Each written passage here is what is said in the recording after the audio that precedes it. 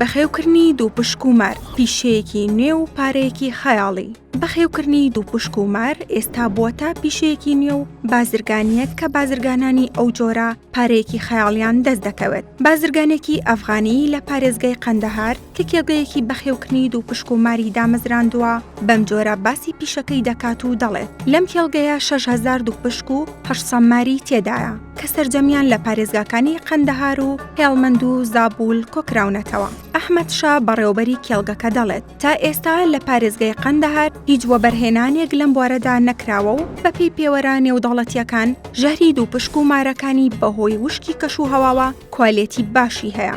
ڕوونیشی کردووەتەوە کە بڕی ژەهری دوو پشک و مار لە وەرزی زستاندا کەم دەبنەوە چونکە خەوی زستانە کاریگەری لەسەر نرخ و بڕی ژەهرەکەی دەبێت. پرۆسەی دەرهێنانی ژەهری مار و دوو پشک لە نێوان 10 بۆ 20 ڕۆژ دەخایەنێت. هەر 100 دوو پشکێک نزیکەی گرام و نیوێک ژەهر بەرهەم دەهێنێت. نرخی 1 گرام ژەهری دوو پشک دەگاتە زیاتر لە 3,000 دۆلار. ژەهری ماریش 3,500 دۆلارە. بۆیە بازرگانان ئەم جۆرە لە بازرگانی بە جۆرێکی نوێ و باش ناو دەبن. بەرپرسانی کارگەیەک دەڵێن لە ماوەی 6 مانگی ڕابردوودا نزیکەی 400 گرام ژەهری دوو پشک و ماریان کۆکردووەتەوە و فرۆشتویانە کە لە بواری پزیشکیدا بەکاردەهێنرێت و چارەسەرێکی سروشتی زۆر باشیشە. ژمارەی جۆرەکانی دوو پشک لە جیهاندا دەگاتە زیاتر لە 2000 جۆر. لەو ژمارەیەش 30 بۆ 40 جۆری ژەهراوین. ئەفغانستان خاوەنی ڕێژەیەکی بەرفراوان لە دوو پشک و ماری ژەهراویە. 13 جۆر لە مارە ژەهراویەکان هەن کە زۆربەیان لە ویلایەتی باشووری وەک قەندەهار و